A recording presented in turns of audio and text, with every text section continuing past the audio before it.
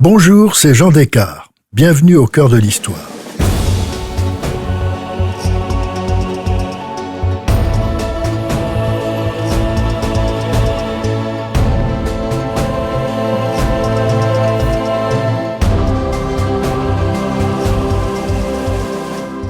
L'année 2021 est celle du bicentenaire de la naissance de Gustave Flaubert. Admiré d'Émile Zola, de Théodore de Banville, parrain littéraire de Guy de Maupassant, il occupe une place unique dans la littérature française. Peu de romans, mais quel labeur, quelle exigence pour produire une œuvre qui défie le temps. Gustave Flaubert, au retour d'un voyage en Orient, s'était attelé en septembre 1851 à l'écriture d'un roman inspiré d'un fait divers authentique. Ce sont ses amis Louis Bouilhet et Maxime Ducamp qui le lui avaient suggéré. C'est un bourreau de travail. Rivé à sa table, il n'écrit que quelques lignes par jour, reprenant et recomposant sans cesse son œuvre. Plein de doutes, parfois découragé, il veut parvenir au mot juste, à l'équilibre harmonieux de la phrase. Il lit à haute voix ce qu'il a écrit, c'est ce qu'il appelle l'épreuve du gueuloir. Ce n'est pas un manque d'inspiration, car dès le début, le plan général du roman s'impose à lui et il n'y apportera que quelques retouches. Le drame dont il s'inspire est celui du couple formé par Eugène Delamarre et son épouse Delphine Couturier. Si les personnages du roman ont existé, comme leur comparse Rodolphe Boulanger, l'amant d'Emma Bovary, ou le pharmacien Homais chez qui Emma dérobera l'arsenic avec lequel elle va se suicider, de cette histoire tragique, Flaubert veut faire une œuvre d'art. S'inspirant de ses propres souvenirs, de sa liaison avec Louise Collet, de ses sentiments personnels, c'est pourquoi il a pu dire « Madame Bovary, c'est moi ». De septembre 1851 au 20 avril 1856, il est envoûté par son sujet. La lecture de sa correspondance le prouve. Il a vraiment vécu 5 années dans la peau d'Emma Bovary. Plus tard, il écrira à l'historien et philosophe Hippolyte Taine: Quand j'écrivais l'empoisonnement d'Emma Bovary, j'avais le goût de l'arsenic dans la bouche. Mes personnages imaginaires m'affectent, me poursuivent. Ou plutôt, c'est moi qui suis eux. C'est sans doute le secret de l'écriture de Flaubert, cette identification profonde à ces personnages qui les rend si justes, si proches dans leur vie quotidienne comme dans leurs rêves, voire dans leur dérision. Le roman est enfin achevé. Il le remet au directeur de la Revue de Paris. Après lecture, ceux-ci prennent peur et demandent des suppressions et des modifications. Enfin, Madame Bovary paraît dans la revue. Certains lecteurs protestent et les directeurs coupent une scène trop licencieuse. Flaubert se voit contraint de publier une note rectificative expliquant que ce qu'on lit dans la revue ne sont que des fragments de son livre et pas un ensemble. Alerté par cette agitation, la justice va s'en mêler. Les poursuites commencent. Le 24 janvier 1857, Flaubert passe en correctionnel sous l'inculpation d'outrage à la morale publique et religieuse et d'outrage aux bonnes mœurs.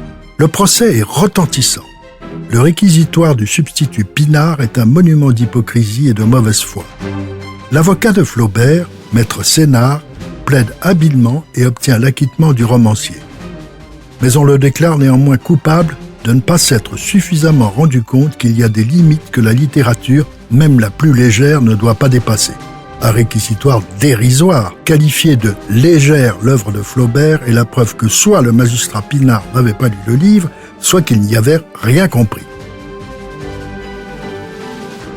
Madame Bovary devient un succès, mais un succès dû au scandale, ce qui désole son auteur. La presse est louangeuse, particulièrement avec un article de Sainte-Beuve dans le Moniteur du 4 mai et de Baudelaire dans sa revue L'Artiste. Monseigneur Dupanloup, ancien évêque d'Orléans, membre de l'Académie française et chef du mouvement des catholiques libéraux, déclare à Edmond de Goncourt « Madame Bovary, un chef-d'œuvre, monsieur. Oui, un chef-d'œuvre pour ceux qui ont confessé en province. » Quant à Flaubert, il dit « Ma pauvre Bovary, à cette heure souffre et pleure dans 20 villages de France. » Mais qui est donc Gustave Flaubert et pourquoi sa Madame Bovary provoque-t-elle un pareil scandale?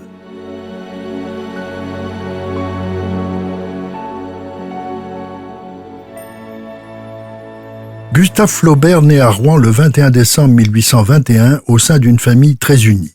Champenois par son père et normand par sa mère, il joint en lui ses deux origines. Physiquement, c'est un vrai viking.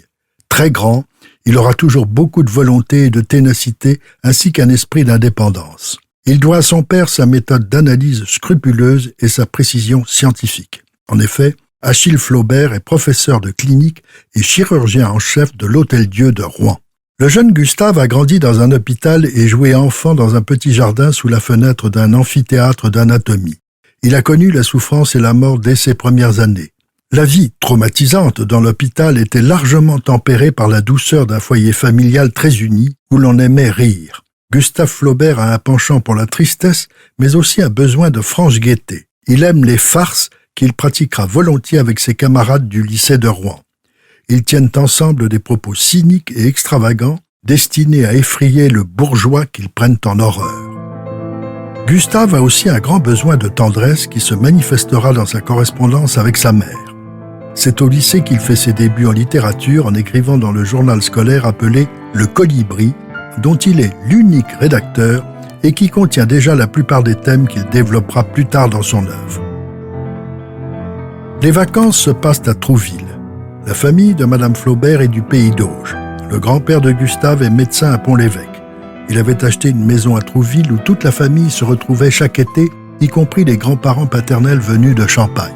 Trouville n'était encore qu'un petit village de pêcheurs, mais la beauté du site attirait déjà nombre d'artistes. Et c'est là que le jeune collégien va faire sa première éducation sentimentale, une idylle ébauchée avec une amie de sa sœur, une fille de l'attaché naval anglais, l'amiral Collier. Après le lycée, les Flaubert envoient leur fils à Paris pour y faire ses études de droit. C'est là qu'en 1842, il rencontre Elisa Schlesinger, femme d'un éditeur de musique qui devient son amie. A-t-elle été sa maîtresse? C'est peu probable, bien qu'il l'ait aimée. Cette grande passion sera sans doute insatisfaite. Il la fera revivre plus tard dans son livre « L'éducation sentimentale ».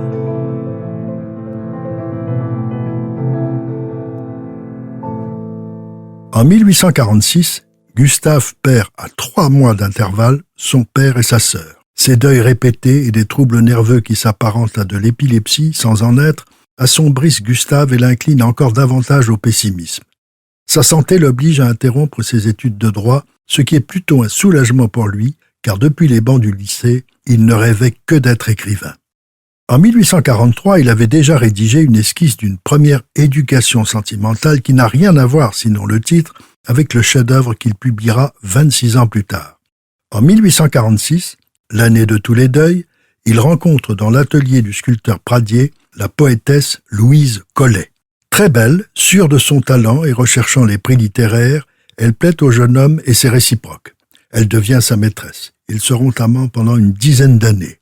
Ce sera une liaison traversée par des disputes et des ruptures momentanées, compliquées par le fait que bientôt Flaubert va s'installer à Croisset, dans la maison de sa mère aux environs de Rouen. Les amants se retrouvent à Mantes, à mi-chemin. La liaison se poursuivra qu'à un cas jusqu'au jour où Louise Collet, que Flaubert appelle « la muse », se met en tête de se rendre à Croisset, sans doute pour demander à Madame Flaubert de décider son fils à l'épouser. Ce sera la rupture. Sur les bancs de l'école de droit, Flaubert s'était lié à un autre étudiant comme lui, fils de médecin, Maxime Ducamp, également attiré par la littérature. Une amitié durable, bien qu'ils aient des conceptions extrêmement différentes de la vie. Ducamp ne rêve que de se pousser dans le monde et de devenir connu. Flaubert lui répond « Être connu n'est pas ma principale affaire. Je vise mieux, à me plaire, et c'est plus difficile. Le succès me paraît être un résultat, mais non pas le but. J'ai en tête une manière d'écrire et une gentillesse de langage, à quoi je veux atteindre. Quand je croirai avoir cueilli l'abricot, je ne refuse pas de le vendre, ni qu'on batte des mains s'il est bon. D'ici là, je ne veux pas flouer le public. Voilà tout. Moi, je ne cherche pas le port, mais la haute mer. Si j'y fais naufrage, je te dispense du deuil. »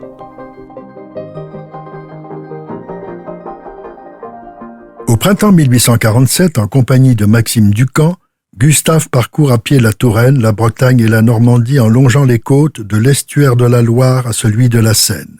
En avril 1848, il a la douleur de perdre un de ses intimes, Alfred Le Poitevin. Sa sœur est la mère de Guy de Maupassant. Comme pour se consoler, Gustave se lance dans l'écriture d'un sujet longuement mûri, la tentation de Saint-Antoine. Il met aussi au clair les notes prises lors de son voyage en Bretagne. Elles deviendront par les chants et par les grèves. Les chapitres impairs sont de Flaubert, les pairs sont de Ducamp. Une fois terminée la tentation de Saint-Antoine, il décide d'en faire la lecture à Croisset pour ses amis Louis Bouillet et Maxime Ducamp. L'opération dure 3 jours. Les 2 amis lui disent que son œuvre est mauvaise et impubliable. Rude coup pour Flaubert. Il lui conseille de jeter son manuscrit au feu et de mettre sa muse au pain sec pour la guérir de son lyrisme, le défaut le plus insupportable des romantiques. Il lui suggère alors de décrire quelque chose de plus terre-à-terre, de s'inspirer d'un fait divers, par exemple l'histoire de l'officier de santé Delamarre, ancien élève du père de Flaubert et dont la femme s'était suicidée. C'est de ce drame que naît l'idée de Madame Bovary. Mais Gustave Flaubert est fatigué, son état nerveux s'aggrave, ses médecins lui suggèrent un séjour dans les pays chauds. Flaubert se met en route pour l'Orient avec Maxime Ducamp le 29 octobre 1849. Ils vont d'abord visiter l'Égypte en remontant le Nil jusqu'à la 2e cataracte. On dit que c'est à cet endroit qu'il aurait trouvé le nom de sa prochaine héroïne, Emma Bovary. Ensuite, les 2 voyageurs visitent l'Asie mineure et la Grèce avant de revenir par l'Italie. Flaubert s'imprégnera de son voyage oriental. Il y fait provision d'images et de souvenirs qu'il utilisera plus tard dans Salammbô et dans le conte Hérodias. Leur voyage s'achève en 1851. Gustave s'installe alors à Croisset chez sa mère et l'on peut dire qu'à partir de ce retour d'Orient, sa vie se confond avec l'histoire de ses livres. Lorsqu'il s'attaque à son roman Madame Bovary, Gustave Flaubert travaille sur un terrain, des lieux, des personnages, des intrigues et des petitesses qui lui sont extrêmement familières.